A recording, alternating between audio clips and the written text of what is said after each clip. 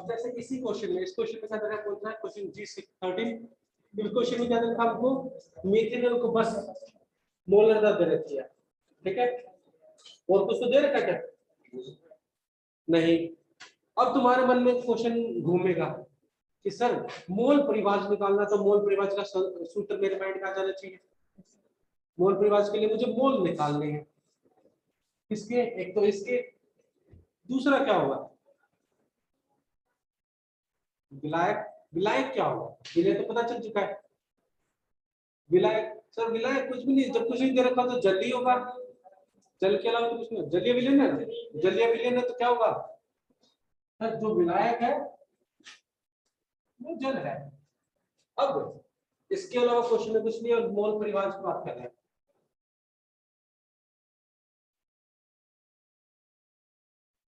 ये याद करो किसका, इथेनॉल का,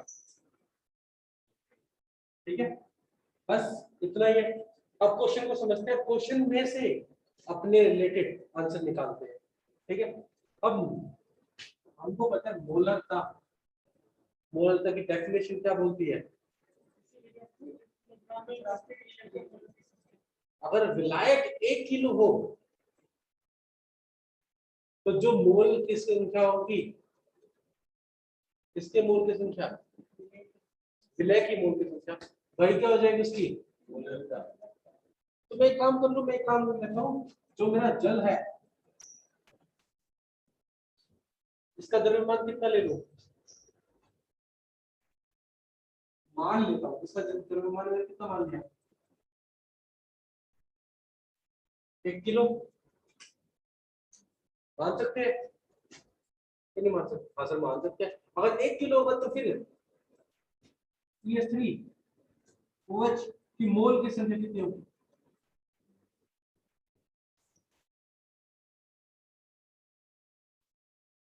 सर वही होगी जो मोलरता दे रखी है। कितनी मोलरता दे रखी है, 5.2 मोल किसके होंगे, इथेनॉल के। यही चीज हमको पता चली। एक और द्रव्यमान आ गया इसका, विलायक का द्रव्यमान से मोल निकालना तो आता ही है, आणविक भार नहीं निकाल सकते तुम इसका, 18 पता है। तो जब H2O का मोल निकालूंगा तो इसका द्रव्यमान ग्राम में कितना जाएगा, ग्राम में 1000 ग्राम, और आणविक भार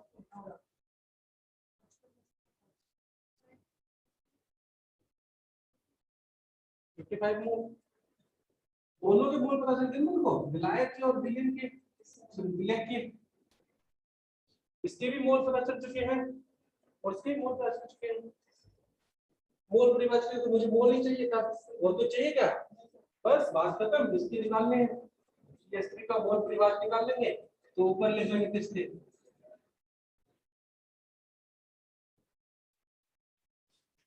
ये दे रखे मेरे को N डेसिमोल CH3OH, ये जाएगा मोल H2O का। नीचे टोटल मोल कितनी है मेरे पास,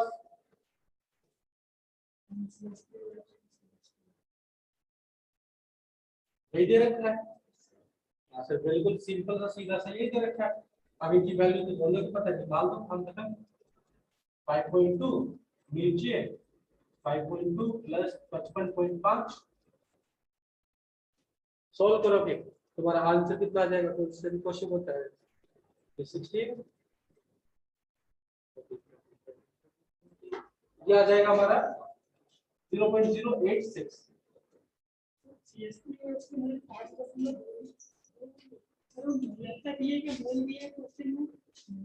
ध्यान से क्वेश्चन को समझो, क्वेश्चन में क्या लिखा है देखो, एल लिख रखा है ना, ल लिख रखा है तो ये मोलरता, अगर र लिखा होता मोलर, फिर क्या हो जाती वो,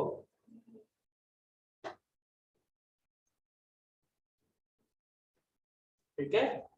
दोनों में ये फर्क है, छोटा सा फर्क है, बट बहुत सही काम आता है। तो तुम समझ पा रहे हो, एक कहीं दो क्वेश्चन में दिए हुए, हाँ क्वेश्चन में दे रखे हैं, यानी वो किसके बाद में यहाँ पे था मोलर थोड़ा सा मोलर था, और उसकी डेफिनेशन से हमने विलायक को क्या मान लिया, एक लीटर 1 kg जितना विलायक होगा, 1 kg विलायक होगा तो जितनी मोल होंगे, मोलरता होगी उतने ही मोल हो जाएंगे किसके, विलय के। ठीक है, बताओ किसको अभी भी नहीं समझ, कोई दिक्कत नहीं है।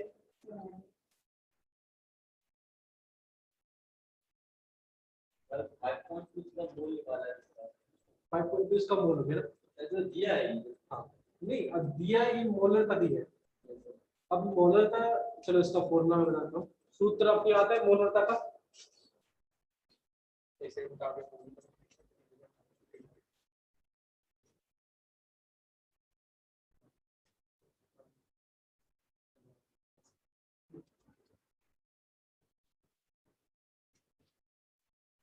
मोलरता में मैंने क्या बताया था आपको, ऊपर क्या लिखेंगे, मोलों की संख्या, नीचे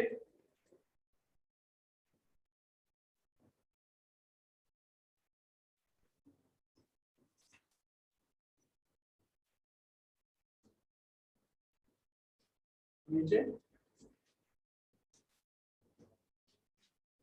राइट का,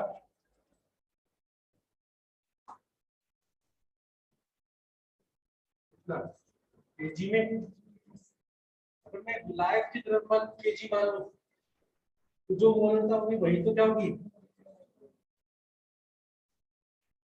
मोलों की संख्या, किसके मोलों की संख्या, जो हमारा पदार्थ दे रखा है उसकी मोलों की संख्या, इसीलिए मैंने यहाँ पे 1 किलो लिया, क्यों, अगर मैं 1 किलो ले लूंगा तो सीधा सीधा नीचे वाला कट जाएगा, जो मोलरता होगी वही हमारी मोलों की संख्या होगी। ठीक है, इससे कई कई की जगह पे, बहुत जगह पे तुमको क्या दे देंगे, मोल पूरी बात दे देंगे और उल्टा पूछ लेंगे, वो भी कैसा है। ठीक है, तो वहां से भी तुमको करना सीखना पड़ेगा।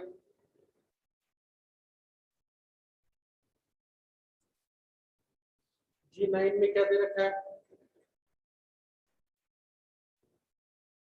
देखो G9 पढ़ो तो तुमको अब अच्छा लगेगा, अब तुमको थोड़ा थोड़ा समझ में आएगा, तो बन गया, किसका था G9 का, अगर G9 देखो तुमको इसकी बातें रिलेट होंगी, जो हमने इस क्वेश्चन में पढ़ा वही सारे क्वेश्चन वो दूसरे क्वेश्चन में दिख रहा है, बस वो उल्टा है ना, तो वो क्या दे रखा है G9 में, सल्फ्यूरिक अम्ल का मोलरता दे रखी है, विलियन का कुल भार प्रतिकूल, तो सीधा सीधा इसमें तो क्या है, बताओ इसमें क्या दिक्कत आ रही है। ओहो, नहीं अलग है क्वेश्चन थोड़ा सा G9 वाला। हम्म, बताओ G9 में कैसे करेंगे, सर ये के मूल निकालेंगे, हां फिर हम ये बराबर भाग का क्या अनुमान आगे लगा के बाहर निकालेंगे और 1000 ग्राम में ऐड को जोड़ देंगे तो विलयन का, बिल्कुल सर, विलयन का बाहर निकालना है, मोलरता में विलायक का भार दिया होता है, यस यस, तो वहां से विलायक का भार दे रखा उसने 1 kg, और फिर हम लिखेंगे विलय का बाहर निकाल लेंगे, चलो कोई नहीं, मैं दिखा देता हूँ क्योंकि मेरे को ये भी चेहरे पे थोड़े से शिकस्त नजर आ रहे हैं, कोई दिक्कत नहीं, मिटा रहा हूँ मैं इसको।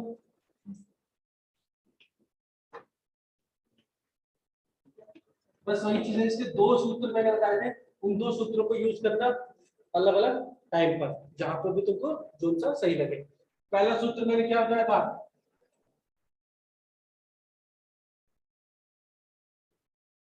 मोलस्ता का मोलों की संख्या बटे भाग देंगे किससे, मोल की संख्या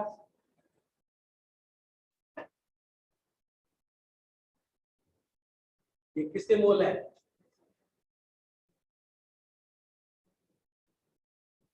विलेय के मोल। नीचे क्या ले लेंगे?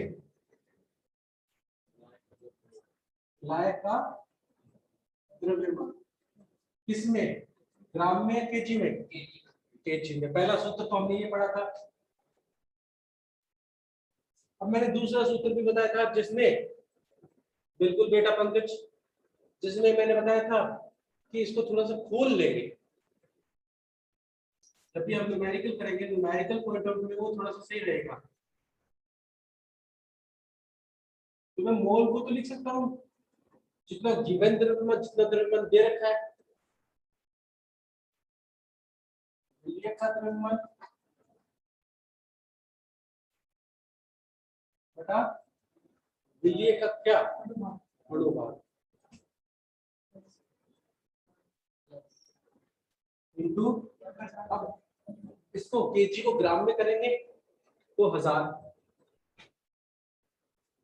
बटे विलायक का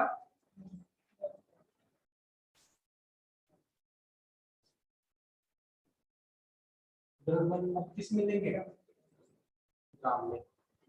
ठीक है। अब इस क्वेश्चन में तुमको दे रखा है, इस क्वेश्चन में तुम दूसरा वाला यूज करो, तुमको सीधा सीधा दिखता जाएगा।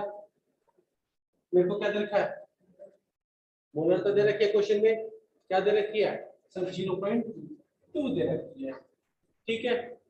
दूसरा क्या दे रखा है इसने? तो मेरे को ये निकालना है, तो मुझे पता ही नहीं है, एक्स मान लिखा हूं। अणुभार कितना होता है? अणुभार कितना? स्टेज कौन सा दे रखा है? Sulphuric acid. सल्फ्यूरिक एसिड का फॉर्मूला सूत्र क्या होता है? अणुभार कितना हो जाएगा इसका?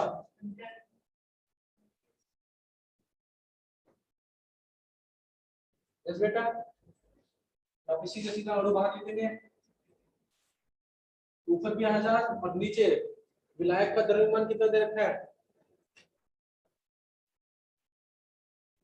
सर ये तो कट गया, x की वैल्यू निकाल लोगे, यहाँ पे इसको मल्टीप्लाई करोगे 19.6 ग्राम आ जाएगा। इसका द्रव्यमान आ गया, x क्या है? विलेय का। अब विलियन का द्रव्यमान कितना होगा सर?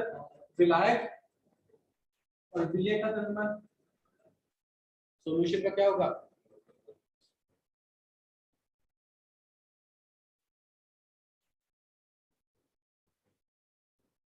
विलेय का द्रव्यमान ले लोगे,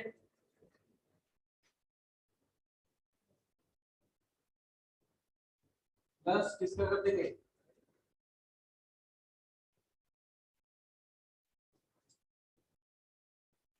तो यही तुम्हारा आंसर हो जाएगा।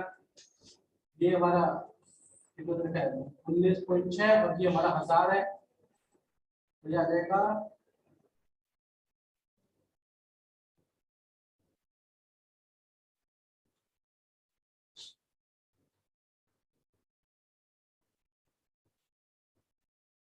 ये होगा उसका कुल भार। क्या होगा? कुल भार।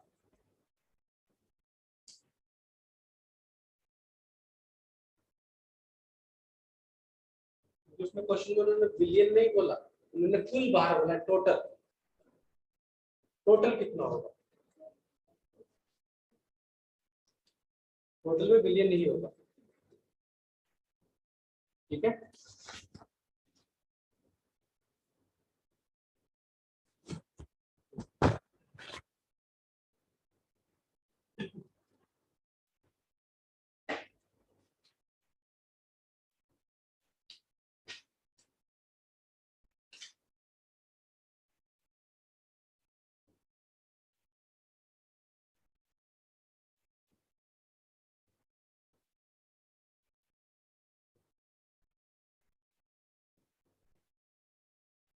बताओ, चले आगे।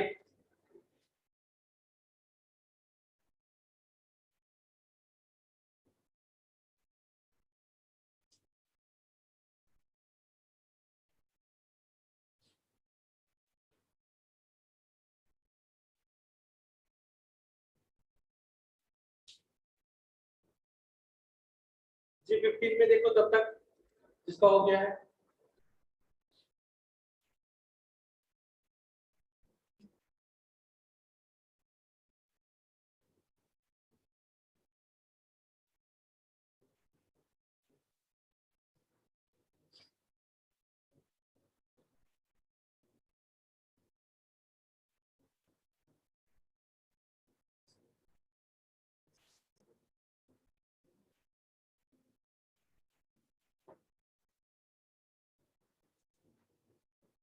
तो क्वेश्चन को समझोगे तो क्वेश्चन तुमको हिंट देगा जरूर, हिंट देगा जरूर।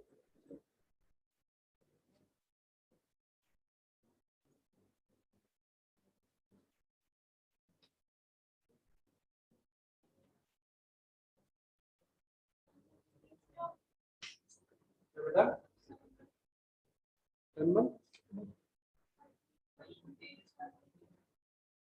युग,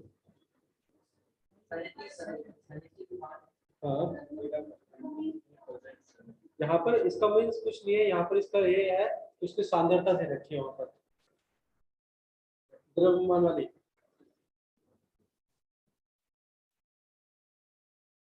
ठीक है,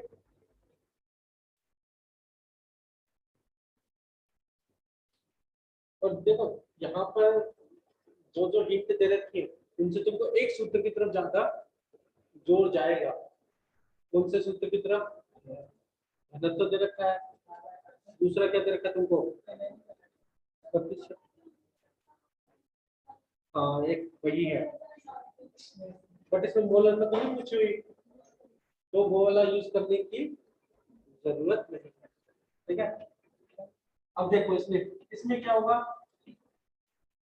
अब एक काम करो, आप सब मेरे को कोशिश करो, मेरे को हिंट बताओ कि अब देखते हैं कि किसकी हिंट सबसे ज्यादा पास में जाती है। ठीक है, हिंट बतानी है कि क्वेश्चन से आप क्या क्या समझ रहे हो, और इस स्टेप से सर मैं ये करूंगा, गलत होगा सही होगा वो कोई दिक्कत नहीं है, हम करके देखेंगे। तो कुछ नहीं, वहां पर द्रव्यमान यूज करना। ठीक है, द्रव्यमान प्रतिशत दे रखा हो, क्या दे रखा? द्रव्यमान प्रतिशत। पहली चीज तो अम्ल दे रखा है, कौन सा अम्ल है? सल्फ्यूरिक अम्ल सर, यानी तो पहली चीज तो सल्फ्यूरिक अम्ल। इसके फॉर्मूले से हम इसका आणविक भार भी निकाल सकते हैं, बिल्कुल निकाल सकते हैं। दूसरा इसने दे रखा प्रतिशत, क्या दे रखा है? प्रतिशत, यानी इसका प्रतिशत कितना दे रखा है? 13%। ठीक है, 13% बाय मास या फिर बाय द्रव्यमान। ठीक है, अब सर बाय मास और बाय द्रव्यमान से हम एक चीज मान लेंगे, मैं एक काम कर लेता हूँ। दूसरी चीज इसने क्या दे रखी है? घनत्व। घनत्व के अंदर क्या होते हैं सर? द्रव्यमान बटे आयतन।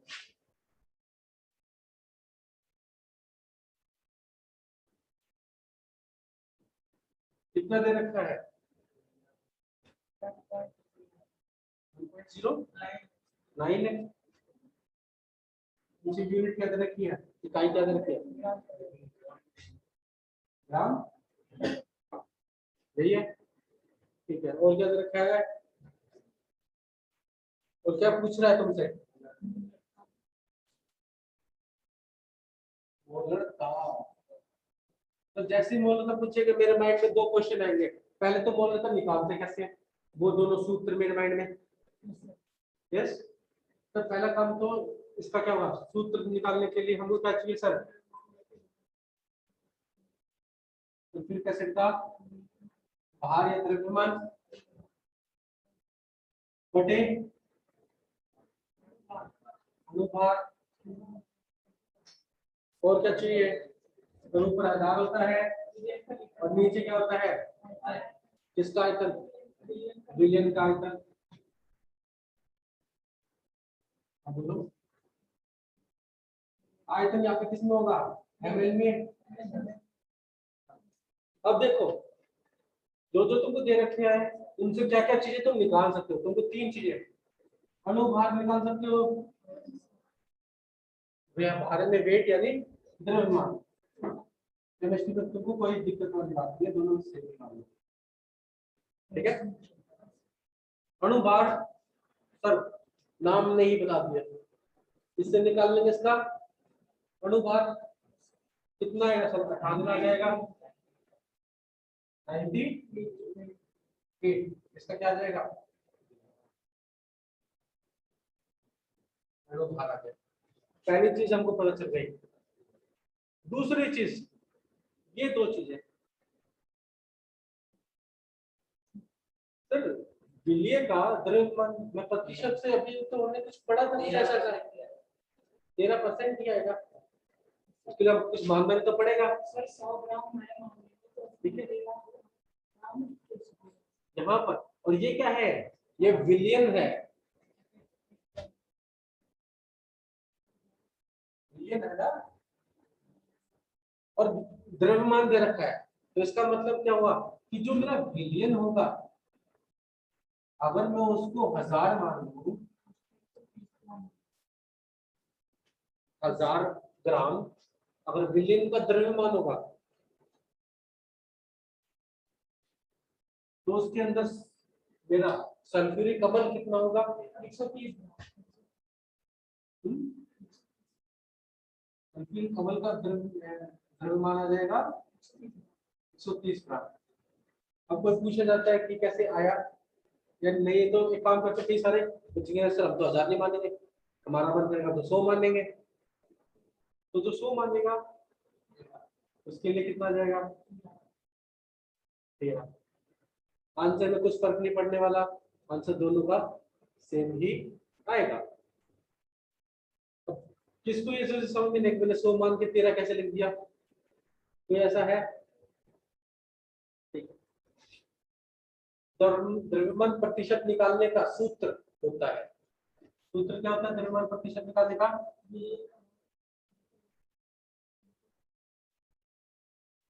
ये का द्रव्यमान विलियन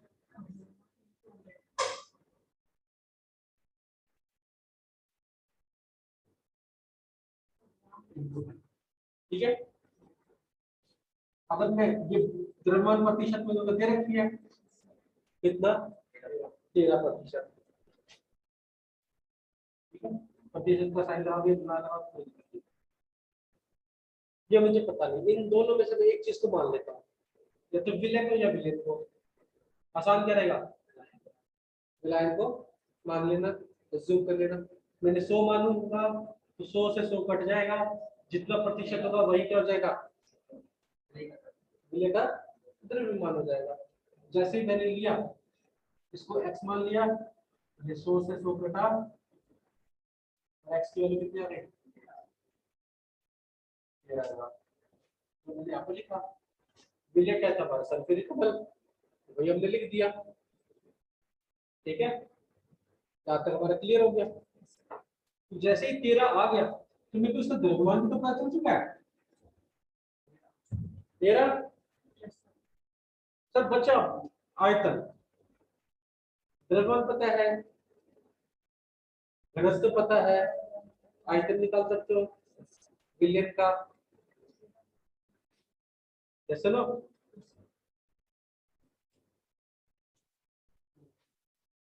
तो आयतन कैसे निकालोगे, आयतन को आयतन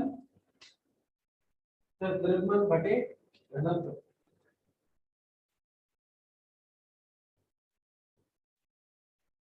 ये सीधा सीधा हमको आयतन दे देगा। द्रव्यमान कितना है तो 100 ग्राम, और आयतन कितना है, घनत्व कितना है 1.09, भाग दोगे तो तुम्हारा क्या आ जाएगा आयतन आ जाएगा। आयतन किसका आएगा, बात खत्म हमारा, तीनों चीजें पता चल चुकी है, जैसे ना इन तीनों चीजों को उठा के इसके अंदर डाल दो, तुम्हारा क्या निकल जाएगा, ठीक है, बस तुमको हिंट कैच करना आना चाहिए, क्वेश्चन अपने आप निकलते जाएंगे।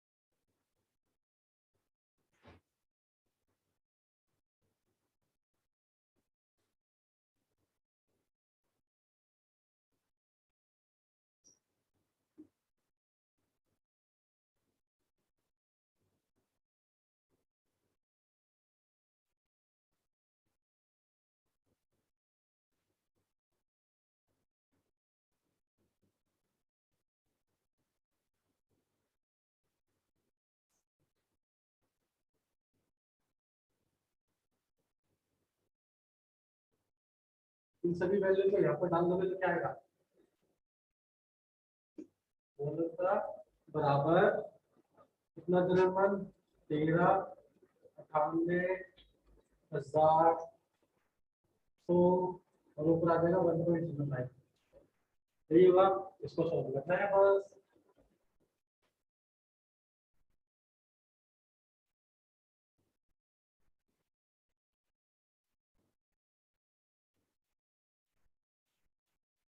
जब इसको सॉल्व करोगे तो तुम्हारा आंसर सीधा सीधा दिखना चालू हो जाएगा।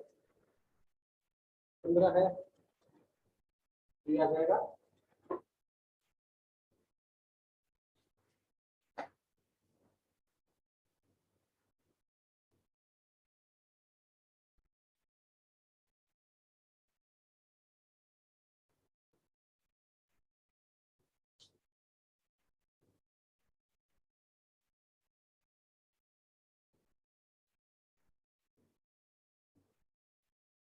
चलो मैं तुमको एक और बात बताता हूँ। हमेशा याद रखना, जब भी तुमको प्रतिशत देंगे ना, तो तुमको ये वाली चीजें नहीं देंगे। तो हमेशा तुमसे सोचेंगे, कहेंगे कि मुझे अगर प्रतिशत दे रहा है तो तुमको ये तो निकालना आता ही होना चाहिए। वो कहेंगे कि तुम ये निकाल लो। जैसे इस क्वेश्चन में देखा प्रतिशत दे दिया, बाकी द्रव्यमान, बाकी विलय का विलायक का द्रव्यमान देना ही वो भूल गए, तो कहेंगे निकाल लो ना तुम। ठीक है, तो प्रतिशत से हमेशा द्रव्यमान और यहाँ पे मानना पड़ेगा, आपको हमेशा मानना पड़ेगा।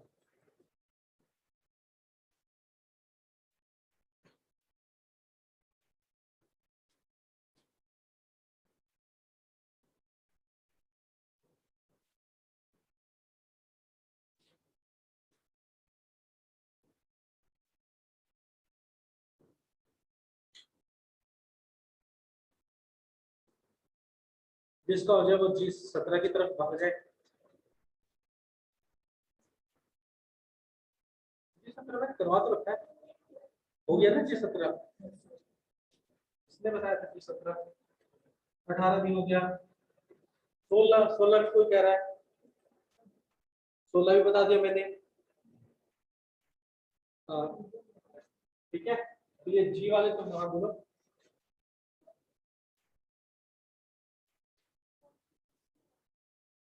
ऑक्सीडेशन वाले देखो, G वाले सबको सांद्रता वाले हो गए सारे। H का 6, हाँ बिल्कुल H का 6 बहुत अच्छा है।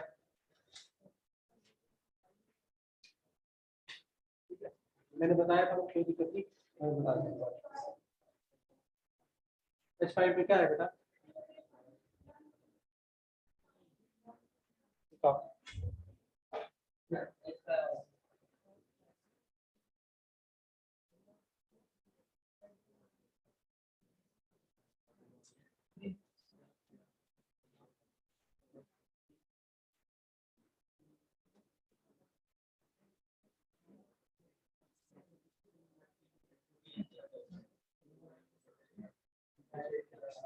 हाँ H8 देखो,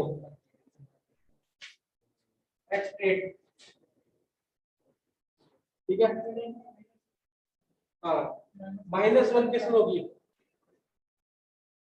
एक सेकंड, किसी ने I6 भी बोला है, G वाले तो कंप्लीट हो गए। कौन सा H5, H5, H6, 8 में बताऊंगा।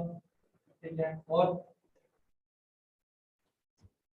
ठीक है, देखो इसको मिटा दूं, क्लियर कर दे साथ।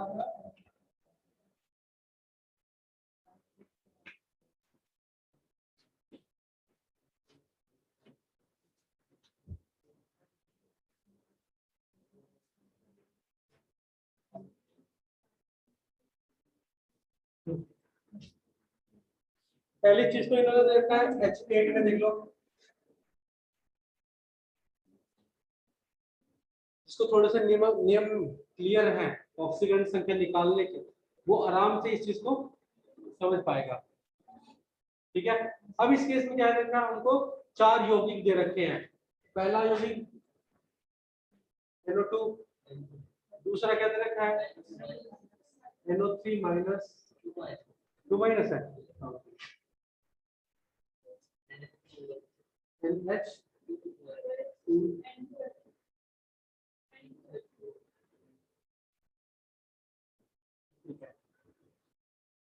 अब किस में उन्होंने बोला किस नाइट्रोजन का किस वाली जो नाइट्रोजन की ऑक्सीजन संख्या -1 है ये पूछा है ठीक है पहला काम तो सर यहाँ पर ऑक्सीजन आमतौर पर कितना लेते हैं इसका x मान लेते हैं पहले वाले का 2x हो जाएगा -2 इक्वल्स टू 0 x की वैल्यू कितनी आएगी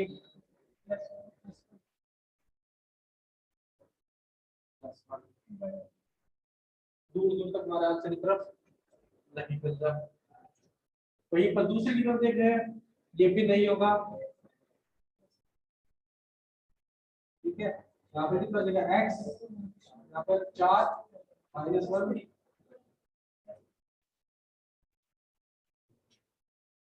ठीक है इस केस में x +1 × 2 हाइड्रोजन का +1 लेंगे फिर वहीं पर हाइड्रोजन का ऑक्सीजन का -2 और हाइड्रोजन का +2 कोई चार्ज नहीं है निकाल के देखो क्या है कितना रहा सोचो सोचो हाँ बिल्कुल सही फिर यहाँ पर आ जाएगा x +2 -2 +1 = 0 इससे ये कट गया ठीक है तो बिल्कुल नहीं आएगा सर हाइड्रोजन का +1 होगा 2x +4 सॉल्व करके भी नहीं देखो तो थोड़ा थोड़ा प्रैक्टिस होगी तुमको पता चलेगा कौन कौन से तो डायरेक्ट नहीं होने वाला किस में हो सकता है उसका निकालोगे डायरेक्ट ठीक है फिर उसके बाद क्या दे रखा है तुमको H5 में क्या दे रखा है तुमको हाँ दिनांक दिनांक निकालना है कि कौन से ऐसे तत्व में दिनांक होगा ऑक्सीजन संख्या दिनांक में होगी दिनांक यानी फ्रैक्शन में ठीक है अनुपात की फॉर्म में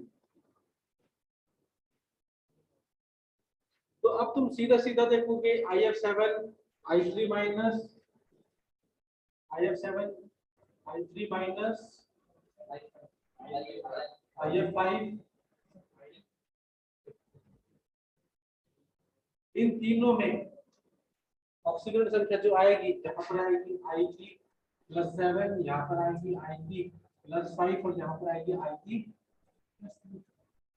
+3 ऑक्सीजन संख्या यस बस इसी केस में I को मान लेंगे क्या x तो 3x होगा कितना आवेश के ऊपर बराबर x की वैल्यू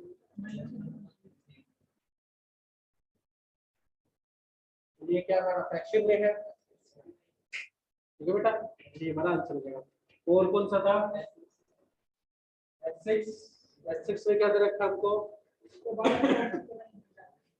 कोबाल्ट का ऑक्सीकरण हमारा फॉर्मूला क्या दे रखा है K3CO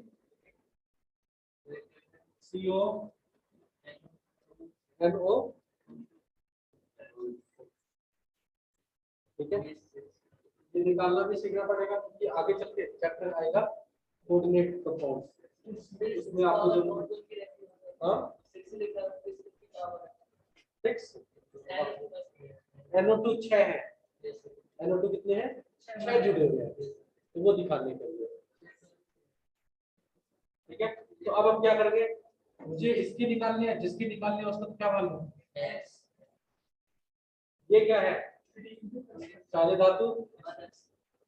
क्षारीय धातु की कितनी होती है +1 कितने हैं 10x नाइट्रोजन और पहली बात देखो इसको पूरी को सॉल्व करने की जरूरत नहीं है तो सॉल्व करो क्या नहीं सर नहीं करना मेरे को पता सर NO2 माइनस में होता है ना NO2 माइनस कितना आवेश दिख रहा है इसके ऊपर? बस वही ऑक्सीजन संख्या है। ऑक्सीजन संख्या क्या है? वास्तविक और काल्पनिक आवेश किसी के ऊपर। इसका पूरे का कितना आ जाएगा सर? -1 इंटू 6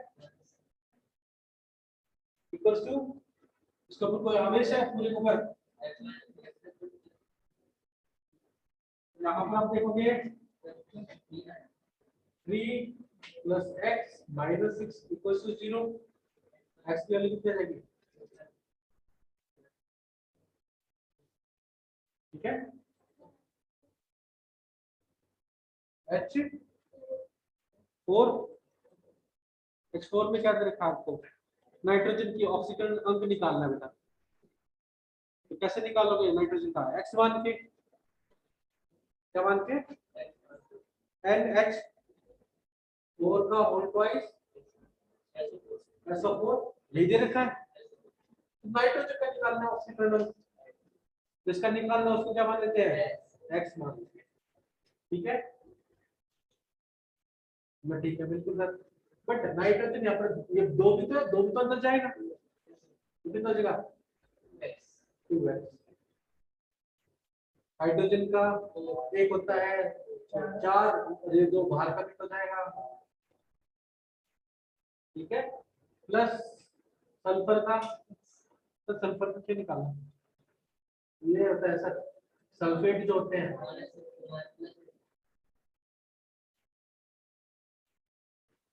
यही होगा।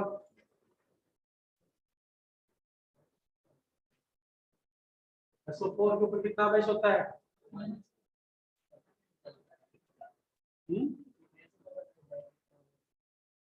अगर तुमको वो नहीं पता चलेगा तो फिर तुमको सल्फर का निकालना पड़ेगा। सर सल्फर हमको पता नहीं है। सल्फेट आयन, ये क्या है? कौन सा आयन है? Sulphate ion. सल्फेट आयन का सूत्र हमको पहले से पता रहता है, SO4 2 माइनस होता है। क्या होता है? 2 माइनस। अब आवेश देख लिया, सीधा सीधा मैंने आवेश का यूज किया। यहाँ पर 2x प्लस 8, यहाँ पे 2x और 6 और 0।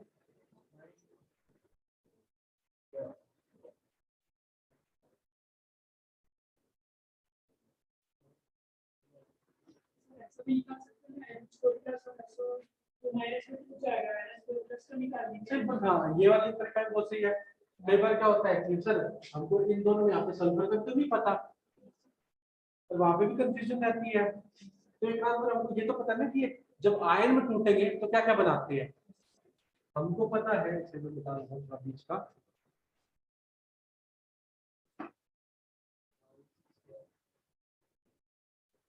ठीक है, हमको पता है कि sir NH4 whole twice SO4 है, ये टूटेगा, ये हमारा कटायन और एनायन बनाएंगे, तो ये कितना हो जाएगा सर? NH4 प्लस हो जाता है, और ये किसमें टूटता है? SO4 2 माइनस में। मुझे तो बस इससे काम है, नाइट्रोजन चाहिए ना मुझे, तो बाकी का कोई लेना देना नहीं है। यहाँ पर नाइट्रोजन का x मान लेंगे, हाइड्रोजन का +1 इंटू 4 में +8 कितना आ जाएगा?